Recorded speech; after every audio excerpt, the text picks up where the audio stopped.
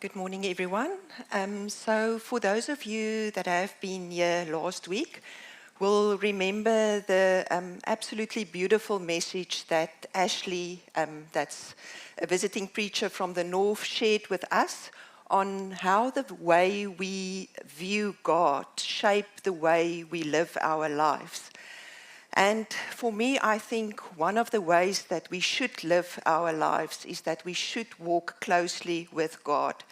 And that's the topic of the message this morning, walking with God. And I think if I ask here this morning how many of you have a watch or a similar device that measure your step count every day, I think there'll be quite a few of you that say that you have something like this. And medical science tells us that something as simple as walking is one of the most beneficial forms of physical exercise. It strengthens the heart and the lungs, it builds up the bones and the muscles, it increases blood flow throughout the body, and even helps in shedding some excess weight. Walking sustains life and promotes health in ways that we often overlook. And yet, in many ways, I think we have lost the art of walking. We live in a culture of convenience and Uber generation where we actually ride everywhere. And for many, walking has become something that is tedious, tiring, and time-consuming, and something that we sometimes avoid rather than embrace. But it wasn't always that way. In the ancient world, walking was not optional, it was essential. Every journey, every task, every responsibility required walking. It was the primary way for people to move through life. And because of this, walking became more than just a physical activity. It became a powerful picture of life itself. Your walk reflected your direction, your purpose, and even your character. Now, Enoch is one of the most remarkable yet quietly mentioned men in the Old Testament.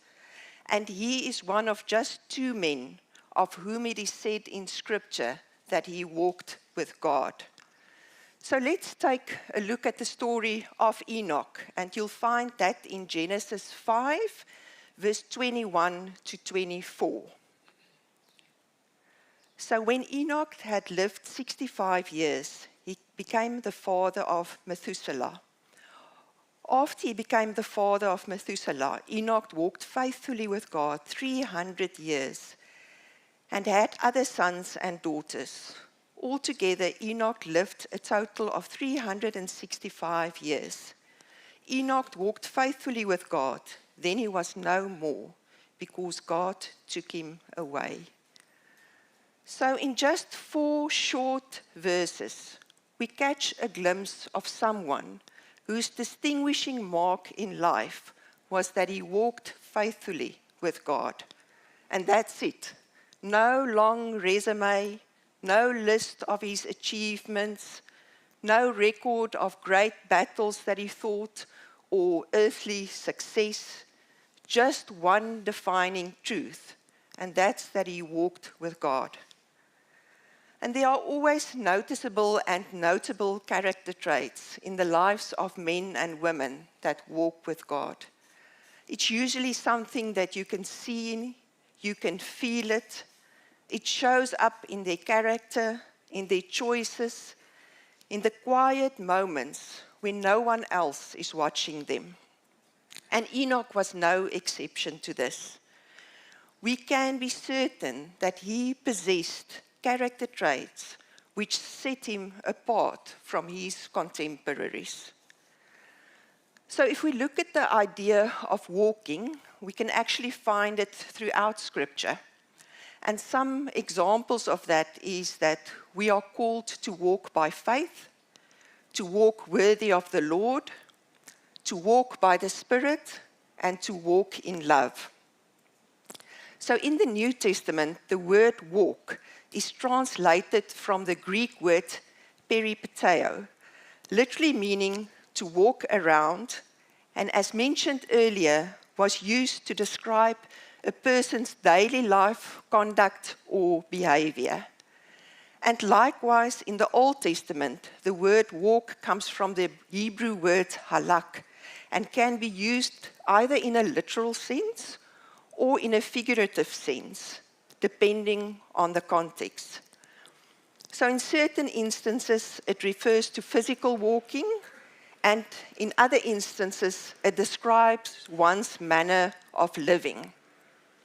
And this second description that I've just mentioned of the word is what we find in Genesis 5, verse 24, where we are told that Enoch walked with God.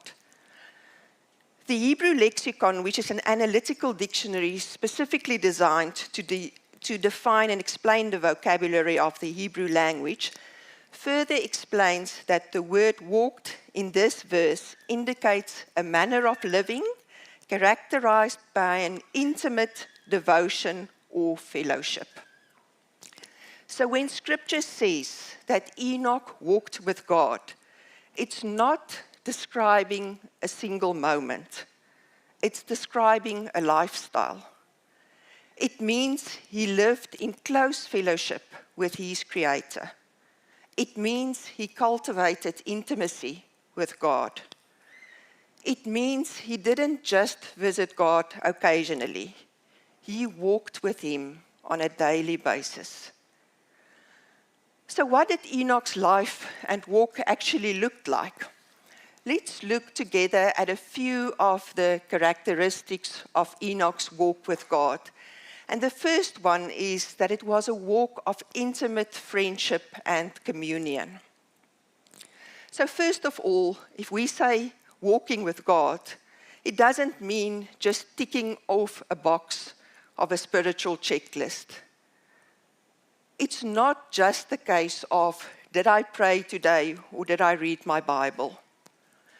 What we see in Genesis 5 is something far deeper.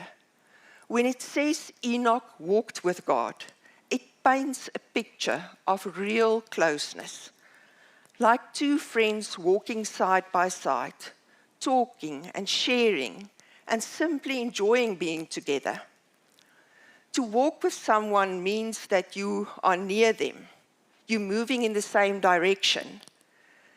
There's conversation and there's connection. Sometimes even quiet moments where words aren't needed because just being together is enough. And here's what is so powerful.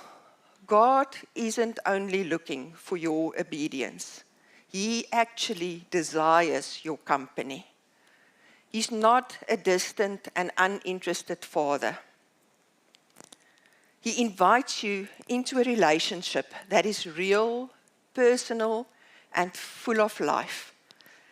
A relationship where you can speak to him honestly, listen deeply, and simply just enjoy being with him. I think sometimes people think of faith as just a set of rules to follow or beliefs to hold to, things we have to do or beliefs we have to defend. But at its heart, Christianity is about a relationship. It's about knowing God personally, the one who created you, who sees you, and who loves you more than you can ever imagine. And that's what made Enoch's life different. He didn't just know about God. He knew him. He walked with him. He shared his life with him. And that kind of closeness didn't stay hidden. It shaped everything about how he lived, how he thought, and who he became.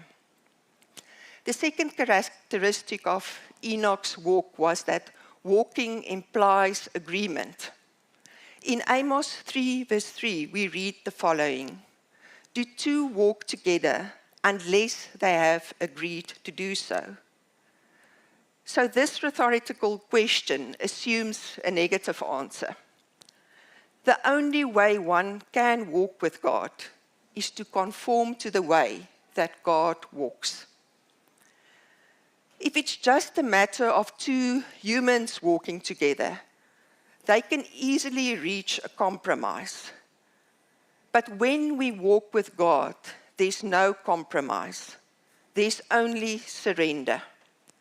We don't adjust God to fit to our path. We align ourselves to His. If we truly desire to walk with God, we must seek Him the way Enoch did, wholeheartedly, consistently, and without any reservation. There are also several agreements that must be made if two people walk together. There must first be an agreement on the destination. If one of the individuals are walking home and the other one is walking to London Way, separation is inevitable. In the same way, if our desires, goals, and pursuits are not aligned with God's will, we will eventually drift away. Walking with God means wanting what He wants and going where He leads you. Secondly, you must agree on the mode of travel. If one is walking and the other one is riding, they cannot journey together. And too many times we want to ride while God is walking. You cannot grow in your spiritual walk as an elevator Christian, where you just want to go from floor 1 to 10 in seconds. Our faith grows stronger as we walk the stairs with God.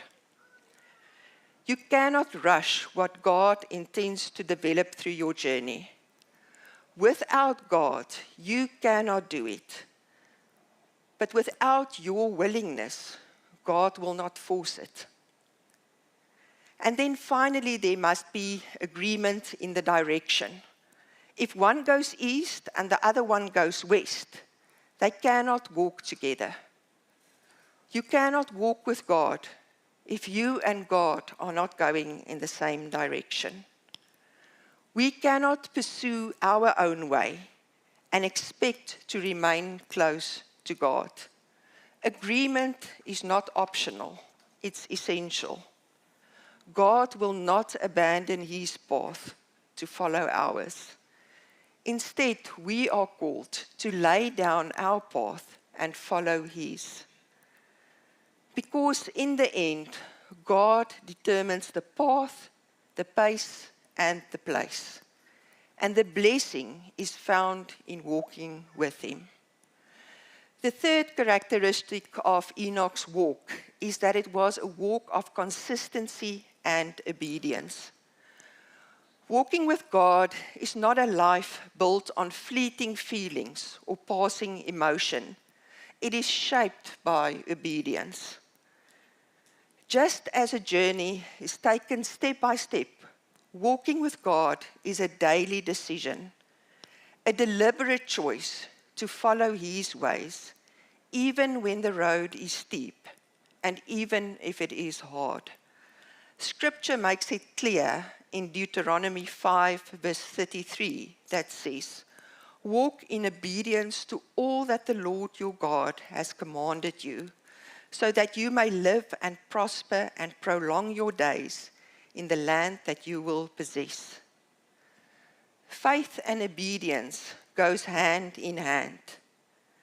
Faith that does not lead to obedience is empty, and obedience without faith will never endure.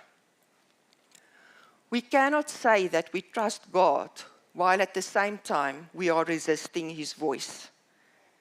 And we will never follow Him faithfully unless we are convinced deep in our hearts that His way is better than our way. And this is the testimony of Enoch's walk. His life was not defined by a single moment, but by a steady unwavering walk.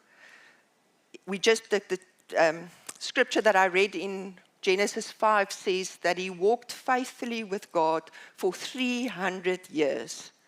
Day after day, year after year, he chose God's path over the world's distractions. When it was unpopular, he remained faithful.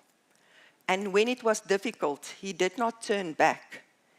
He trusted that God's way was the best way, and he kept walking no matter the cost, in obedience.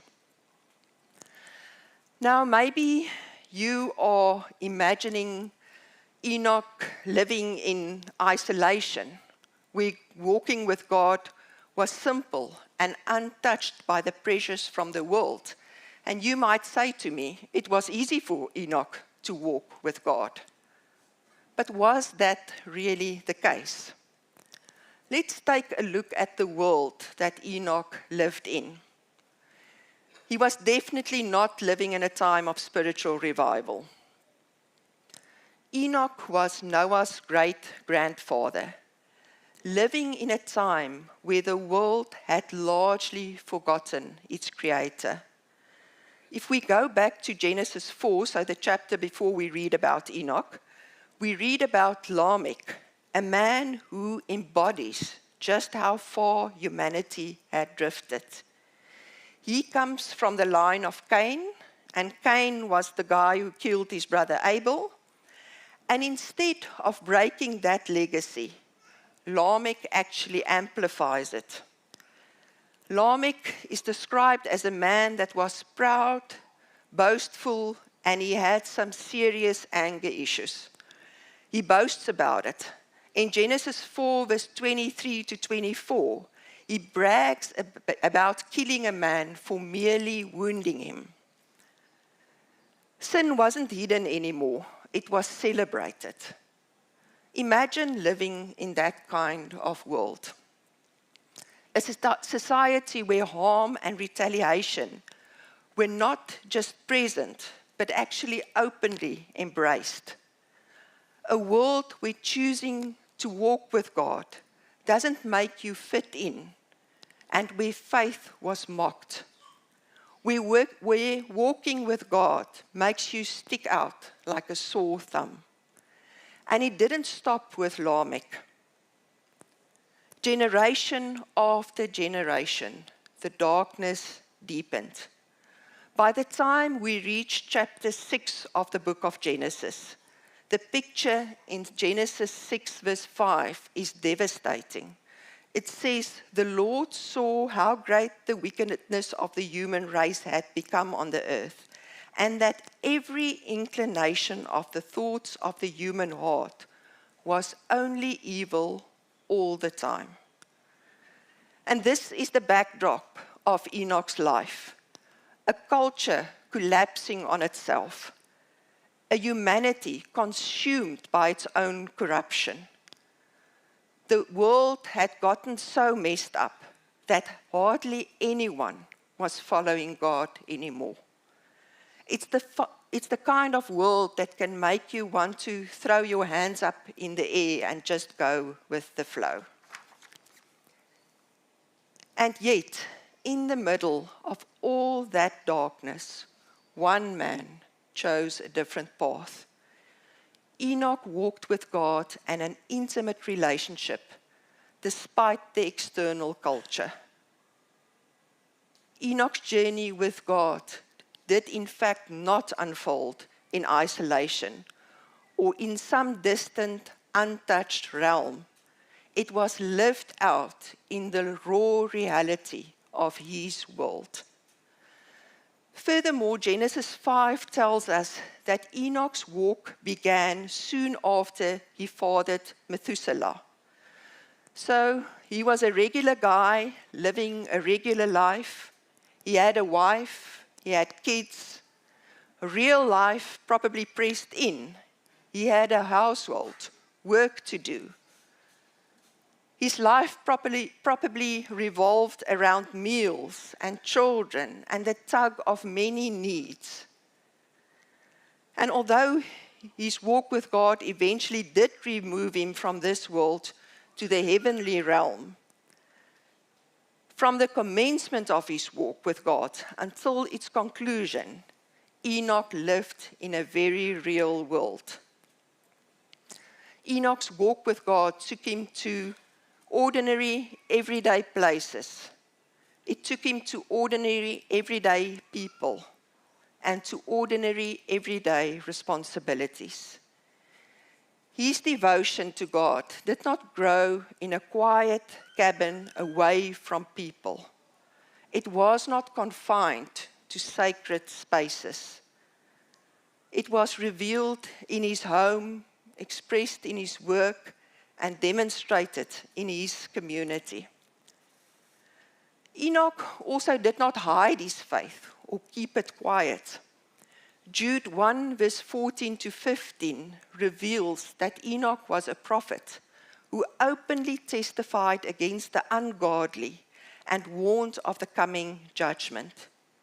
Enoch saw what others could not or would not see. He recognized the fleeting nature of it all. While others anchored their lives in what was passing away, Enoch fixed his heart on what is eternal. He chose God over the moment, eternity over immediacy, and in doing so, he walked a different path, a higher path that led him beyond this world and into the presence of God. So what does all of this mean for us right here and right now? How do we follow in Enoch's footsteps and walk with God in our own wicked world and hostile culture? How do we stay close to God in a world that often feels just as resistant to Him? And here's the truth. We were never meant to figure that out on our own. No amount of willpower or discipline or good intention will sustain it. On our own, we will lose direction. We grow weary and we drift. But we are not left to ourselves. God has made a way for us. The only way to truly walk with Him is by securely anchoring our lives in Jesus Christ, not by admiring Him just from a distance, not by just agreeing with His teachings, but by placing our full trust in Him, leaning on Him, following Him, surrendering to Him every single day. Enoch walked with God by faith, and that same invitation stands before us now, to walk not in our own strength, but in a living, growing relationship with Jesus Christ. Step by step, day by day, even in the middle of a world that pulls us in the opposite direction. Colossians 2 verse 6 says it this way: "Therefore, as you received Christ Jesus the Lord, so walk in Him." And as we walk in Him, we need to make our relationship with God the center of our lives, not something we just do on a Sunday. Our walk with God is something that we need to live from a Monday to a Saturday. There's no other way, and it will change everything. Walking with God is not blending into the darkness, but living out our faith in the world around us. It's choosing to be a light in the darkness, a city on a hill that can't be hidden. And unfortunately, sometimes it means making some tough choices. It means saying no to what is pulling you away from God, even when it's unpopular or even when it's inconvenient. It means standing on what is right when silence would be easier, when speaking up might cost you approval or sometimes even relationships. And I agree with you, none of that is easy. To walk with God in a wicked world is to go against the current, living a life that looks radically different from the culture around us. But we've got the beautiful example of Enoch's walk. His life reminds us that it is possible to stay close to God when everything around you pulls you away. When we put our trust in Jesus, we're not just signing up for a new religion or a set of rules to follow. We're entering into a living, dynamic relationship with the God of the universe. And that relationship transforms every aspect of our lives. And it starts with our hearts. Walking with God means surrendering our will to His, letting Him shape our desires and our dreams and our priorities. But it doesn't stop there. Walking with God also means aligning our steps with His ways and obeying His commands. So how do we cultivate that kind of intimacy with God? Well, it obviously starts with intentional and consistently spending time in His Word and in prayer. Enoch shows us that a full life can still be a godly life. You can pray while you're folding laundry. You can obey God while you're sitting at your desk in the office or at school. You can honor God in traffic. You can keep step with Him while you carry real weight. It means walking in love, in humility, in gentleness, having grace for each other, maintaining peace. Walking with God emphasizes the need to keep our relationships with others in good order, humbly asking for forgiveness when we've offended someone, freely giving forgiveness when we have been wronged.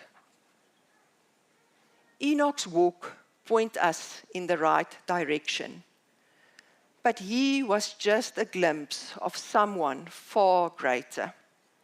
It was Jesus who truly bridged the gap between God and man, who made a way for us to be reconciled to our Creator and walk with Him forever.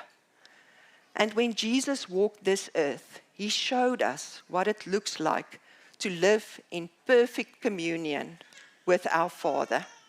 Every step, every choice, every word was in complete alignment with the Father.